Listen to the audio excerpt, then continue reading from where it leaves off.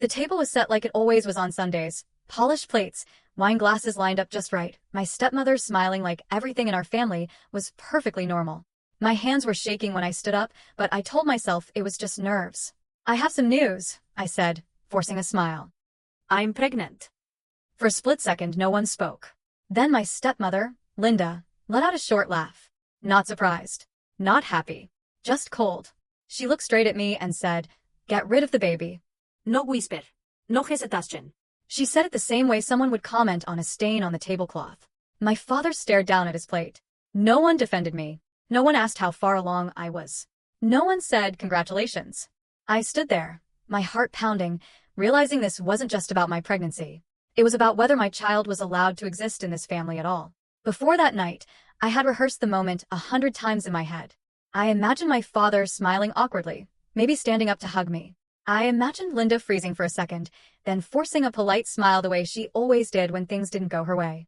I even prepared myself for disappointment. What I hadn't prepared for was cruelty. This dinner wasn't supposed to be a battlefield. It was just a regular family gathering at my dad's house, the one Linda had redesigned down to the smallest detail after marrying him. Beige walls, matching chairs, everything curated, controlled, and coldly perfect. Just like her. We were halfway through the meal when I stood up. My heart was racing, but I told myself this was my family. Whatever happened, they were still my family. "I want to tell you in person," I said softly. "I'm going to have a baby." Linda's fork stopped midair. She didn't look at me right away. Instead, she slowly put her fork down, wiped her lips with her napkin, and tilted her head like she was evaluating a bad business decision. "A baby," she repeated. "Is this a joke?" My father cleared his throat. "Linda." She raised her hand, silencing him instantly. "Do you even know who the father is?" she asked me, her voice sharp enough to cut glass. I felt my face burn. "Yes. Of course I do." She scoffed. "Of course you say you do." That's when I realized this wasn't about concern. It was about control. "I don't think this is appropriate," Linda continued, glancing around the table as if seeking approval. "You're not married. You can barely support yourself. And now you think bringing a child into this mess is a good idea?" I looked at my father. I waited. I needed him to say something. Anything. He didn't. He just stared at his plate like it held the answers to the universe. "I didn't ask for permission," I said quietly. "I'm sharing news." Linda laughed again, short and humorless. "No," she said. "You're announcing a problem." The word hit me harder than I expected. A problem. Not a baby. Not a life. A problem. I sat back down slowly, my hands clenched in my lap, realizing something was deeply wrong. This wasn't going to end with awkward silence or forced smiles. This dinner was only just beginning, and so was the fight for my child's right to exist. Linda didn't lower her voice. She didn't lean in or pull me aside. She made sure everyone at the table heard every word. "Well," she said, folding her hands together like she was about to give a presentation, "this needs to be dealt with quickly." My stomach dropped. "Dealt with," I repeated. She nodded. "Yes. Before it turns into something irreversible." I felt my chest tighten. "What exactly are you talking about?" Linda turned slightly toward my father, then back to me. "I'm talking about getting rid of it." The room went dead silent. I heard the hum of the refrigerator in the kitchen, the clink of someone's fork hitting a plate. Even the clock on the wall seemed louder. "You don't mean that," I said, my voice barely steady. "Oh, I absolutely do," she replied calmly. "You're not in a position to raise a child. You're emotional, unstable, and frankly irresponsible." My father finally looked up. "Linda, maybe we should slow down." "No," she snapped. "This is exactly how mistakes happen. When people get sentimental instead of practical." I stared at her, disbelief washing over me. "You're talking about my baby." She waved her hand dismissively. "Right now, it's just a situation. A problem that can still be solved." Solved. I felt something snap inside my chest. "You don't get to decide that," I said, my voice shaking. "This isn't your body. This isn't your choice." She smiled, thin, tight, satisfied. "Everything that happens in this family is my concern." I looked around the table, desperate for support. My aunt avoided my eyes. My cousin stared at his phone. No one spoke. "You're overreacting," Linda continued. "I'm trying to help you. Do you have any idea how this will look? A single mother. No stability. No plan. People will talk." "I don't care what people think," I said. "You should," she replied immediately. "Because your poor decisions reflect on all of us." That's when she said it again. Louder. Clearer. "Get rid of the baby. Do it before you ruin your life and ours. My father opened his mouth, then closed it again. That silence hurt more than her words. I pushed my chair back slowly, my legs trembling beneath me. You don't get to erase my child to protect your image, I said. Linda leaned back, completely unbothered. Then don't expect support from this family. In that moment, I understood something with terrifying clarity. She wasn't giving me advice. She was issuing a warning. I waited for my father to say something. Anything. I stared at him the way I had when I was a child, when I'd scraped my knee, when I'd been bullied at school, when I needed him to step in and make things right. He had always told me, "I'll protect you." I believed him back then. Now he couldn't even look at me. Dad. I said softly. Say something. He shifted in his chair, cleared his throat, and finally spoke, not to defend me, but to manage the situation. Let's not turn this into a scene, he said. Everyone's emotions are high. A scene. My stepmother had just told me to get rid of my baby, and that was his concern. Linda nodded approvingly. Exactly. She's being dramatic. I felt my hands curl into fists. Dramatic. I repeated. She told me to erase my child. Lower your voice, my father said quickly. You're overreacting. That word again. Overreacting. I looked at him, truly looked at him, and something inside me cracked. If someone said that to her child, I asked quietly, would you tell her to calm down? He didn't answer. Linda leaned forward, seizing the moment. You've always been sensitive, she said. That's your problem. You take everything personally. It is personal, I shot back. It's my body. My baby. My father rubbed his temples. Can we just be reasonable about this? Reasonable. I laughed, but it came out broken. Reasonable would be telling her to stop. He finally looked up at me then, his eyes tired, irritated. I don't want to get in the middle. The middle? As if this was an argument over dishes or holiday plans. As if my child's existence was just another disagreement he didn't feel like dealing with. By staying silent, he had already chosen a side. I'm not asking you to fight, I said. I'm asking you to be my father. Linda scoffed. Don't manipulate him. I stood there, my chest tight, realizing I was completely alone in that room. My father looked down again, his silence louder than any insult. That was the moment I understood the truth I'd been avoiding. Linda wasn't the most powerful person at that table. My father was. And he had just decided that my pain and my child weren't worth standing up for. Linda didn't wait for me to sit back down. She straightened in her chair like she was about to deliver a verdict, her voice calm and measured, the kind of calm that made everything she said feel deliberate. Let's be honest, she said. You're not ready to be a mother. I felt my heart hammer against my ribs. You don't get to decide that. She held up a finger. I'm not finished. My father stayed silent. Again. You don't have a stable relationship, Linda continued. You don't own a home. Your job barely pays enough to support yourself. And now you want to bring a child into that chaos. This isn't chaos, I said. It's my life. She smiled thinly. Exactly. That word, exactly, was her way of claiming victory. A baby needs structure, she went on. Money. Stability. A proper family name. Not this. This was me. This was my child. I stood up, my chair scraping loudly against the floor. Say it, I said. Say what you really mean. Linda didn't hesitate. I mean that this baby will ruin you. My father finally flinched. Linda. She waved him off without even looking at him. Don't interrupt me when I'm being realistic. I felt heat flood my face.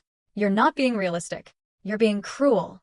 She tilted her head, studying me like I was a problem she couldn't quite solve. Cruel would be letting you make a mistake that follows you for the rest of your life. So, your solution is to erase my child? My solution, she said coldly, is prevention. The word landed like a slap. Do you hear yourself? I asked. You're talking about a human life. She shrugged. Potential. At best. I sucked in a sharp breath. You don't get to reduce my baby to a risk assessment.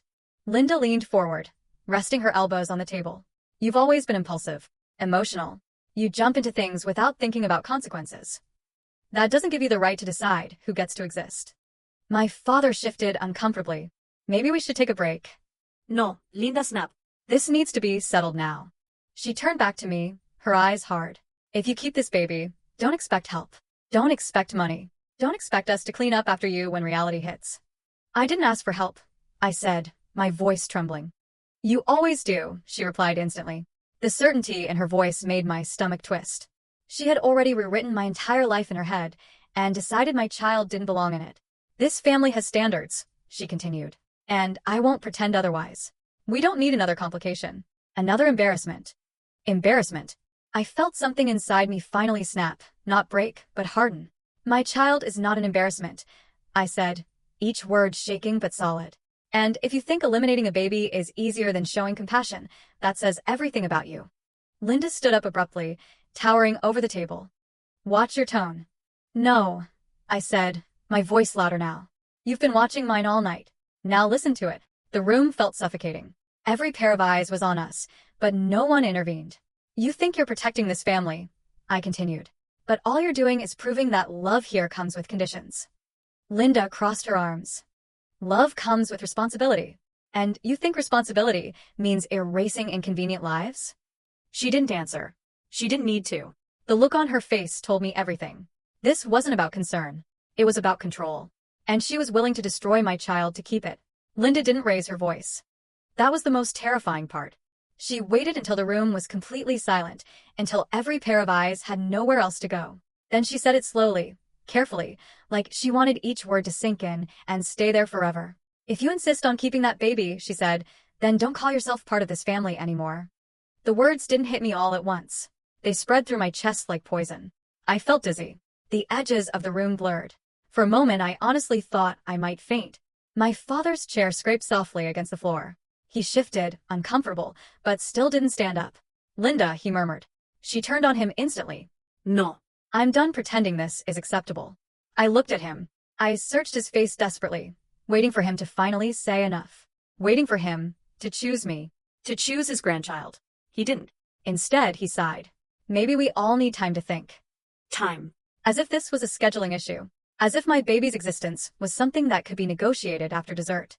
Something inside me broke open. You're cutting me out, I said slowly, my voice shaking.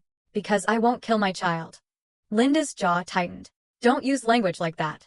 What language would you prefer? I shot back. Because get rid of it didn't leave much room for interpretation. She stood up fully now, her palms flat on the table. I'm protecting this family from your recklessness. No, I said, tears burning my eyes. You're protecting your image. She laughed, sharp and bitter. And you think you're some kind of hero? I think I'm a mother, I said. Something you clearly don't understand. That was the moment she lost control. Her face flushed. You are not a mother yet. And if you make this choice, you never will be in this house. I turned to my father one last time. Dad, I whispered. Please. He looked at me, truly looked at me, and for a second I saw something like guilt flicker across his face. Then he looked away. I don't want to fight, he said quietly. That was his final answer. I nodded slowly, the reality settling in with brutal clarity. You're not avoiding a fight, I said. You're choosing her. Linda crossed her arms. If you walk out that door, she said coldly, don't come back expecting forgiveness. I laughed through my tears. Forgiveness? For what? Loving my child. She said nothing. She didn't have to. I picked up my bag with shaking hands. My legs felt weak, but my decision was suddenly crystal clear. I didn't choose this family, I said, my voice breaking but steady. But I choose my baby. Every time. My father finally stood up then. Wait. I stopped at the door and turned around. No, I said softly. You already had your chance. The room was dead silent as I walked out. No one followed me. No one called my name. The door closed behind me with a quiet click that echoed louder than any scream. Standing alone in the cold night air, my hands resting instinctively over my stomach, I felt terror. Pure, overwhelming terror. But underneath it, there was something else. Relief. Because for the first time that night, no one was telling me who I was allowed to be. And no one was deciding whether my child deserved to exist. I had just lost a family, but I had saved my baby. And that was a choice I would never regret. I didn't know where I was going when I pulled out of the driveway. My hands were shaking so badly, I had to pull over a few blocks away just to breathe. I pressed my forehead against the steering wheel and stared at the dark windshield, my chest rising and falling too fast. I had just walked away from my father's house. From my childhood. From the idea that family meant safety. My phone buzzed almost immediately. Dad. I didn't answer. Another buzz. A text this time. You didn't have to make it so dramatic. I laughed out loud, the sound hollow and sharp. Dramatic. As if choosing not to abandon my child was some kind of performance. Another message came in, this one from Linda. You're emotional right now. When you calm down, you'll realize this was for your own good. I didn't respond. I turned the phone face down on the passenger seat, but it kept vibrating, each notification a reminder that they still thought they had a say. I drove to the only place that felt even remotely safe. My friend Emily's apartment. She opened the door in sweatpants and an old college hoodie, took one look at my face, and didn't ask a single question. She just stepped aside and wrapped her arms around me. I broke down right there in her hallway. Between sobs, I told her everything. The dinner, Linda's words, my father's silence, the way I'd walked out with my heart in pieces. Emily didn't interrupt. She just held me until the shaking stopped. "You did the right thing," she said firmly when I finally pulled back. "Anyone who tells you otherwise doesn't deserve access to you or your baby." That was the first time anyone had said that out loud. That night, I slept on her couch with my hands resting on my stomach, listening to the unfamiliar sounds of someone else's home. I barely slept at all. Every time I closed my eyes, I heard Linda's voice. "Get rid of the baby." The next morning, the messages started again. My father left a voicemail. His voice was tired, irritated. "You need to understand that Linda was just being practical. She's worried about you. About how hard this will be." Not once did he say she was wrong. Not once did he say he was sorry. Linda sent another text. "If you come to your senses, we can talk. But you need to stop acting like a victim." That was the moment something shifted. I realized they weren't shocked by my decision. They were angry that they couldn't control it. I blocked her number first. Then his. My hands trembled when I did it, but when the screen went quiet, the silence felt lighter. Terrifying, but lighter. I didn't have a plan yet. I didn't know how I was going to do this alone. The fear was still there, coiled tight in my chest. But beneath it was something new. Clarity. They had made their choice. And for the first time in my life, I was finally making mine, not out of fear, not out of obligation, but out of love. I had left with almost nothing. No house. No safety net. No family approval. But I had my child. And that was enough to start over. I thought the silence would last longer. It didn't. 3 days after I blocked their numbers, my phone rang from an unfamiliar one. I almost didn't answer, but something told me exactly who it was. "Hello," I said cautiously. "It's Linda," she replied, her voice suddenly softer, sweeter. "I'm glad you picked up. I was worried." I closed my eyes. Of course she was. "I just wanted to check on you," she continued. "Your father is beside himself. We're concerned about how you're handling all of this." "I'm handling it," I said evenly. There was a pause. A calculated one. "You don't sound okay," she said. "This is a lot for you. Being alone. Emotional. Pregnant. You shouldn't be making permanent decisions in this state." There it was. The same tactic. Different tone. "I didn't call you," I said. "What do you want?" She sighed dramatically. "I want to help. We can look at options. Sensible options." My stomach tightened. "Like what?" "Well," she said carefully, "there are solutions. Arrangements. You don't have to raise the baby yourself." I felt a cold wave wash over me. "What are you saying?" "I'm saying," she replied smoothly, "that maybe it would be best if someone more stable took responsibility. Someone with experience. With resources." "You mean you," I said. She didn't deny it. "You'd still be involved," she added quickly. "Visits. Holidays. But the pressure would be off you. Think about it, it's generous." Generous. I laughed. Short and sharp. "You tried to erase my child. And now you want to claim them." "You're being unfair," she snapped, the sweetness cracking. "I'm offering you a way out." "No," I said firmly. "You're offering me control, with conditions." Her voice hardened. "You're making a mistake." "Maybe," I replied. "But it's my mistake to make." There was a long silence on the line.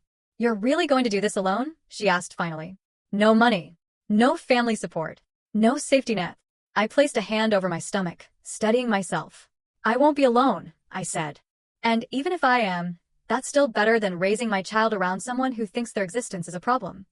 Her breath came sharp through the phone. "You're cutting us off." "You did that," I corrected her. "I'm just respecting the boundary you drew." "You'll regret this," she said coldly. "Maybe," I said again. "But not for 1 second will I regret choosing my child." I ended the call before she could respond. My hands were shaking, but I noticed something strange. I wasn't scared. For the first time, I hadn't begged. I hadn't explained myself. I hadn't tried to soften the truth to make her comfortable. I had said no, and I meant it. Whatever came next, fear, struggle, uncertainty, I would face it on my own terms. Not hers. Not anymore. The house was quiet the night I finally slept through. Not the heavy, suffocating silence I'd grown up with, but a softer one. The kind that felt earned. I lay on my side, one hand resting on my stomach, feeling a faint flutter that reminded me I wasn't alone. Every fear I had tried to drown me, money, loneliness, the future, but none of it was louder than that steady truth. My baby was still here. And so was I. In the weeks that followed, I rebuilt my life in small, unglamorous ways. Doctor appointments, budget spreadsheets, secondhand baby clothes folded carefully into a borrowed dresser. Some days I cried from exhaustion. Other days I felt strangely proud, like I was finally living a life that belonged to me. My father didn't call again. Linda sent one last message through a relative, saying she hoped I'd come to my senses someday. I didn't respond. I didn't need to, because something had changed. I stopped measuring my worth by their approval. I stopped wondering if I'd gone too far. I stopped replaying that dinner in my head, trying to imagine different outcomes. There was no version of that night where I kept my baby and kept their love. And I understood that now. Family, I learned, isn't the place that tells you who you're allowed to be. It's the place that stands with you when your life doesn't fit their expectations. Linda thought love was conditional. I learned it wasn't. I chose my child. And yes, I lost them. But what I gained was far greater. I gained my voice. I gained my strength. I gained the certainty that no one, no matter how powerful, gets to decide whether my child deserves to exist. One day, my daughter will ask about her family. And when she does, I'll tell her the truth.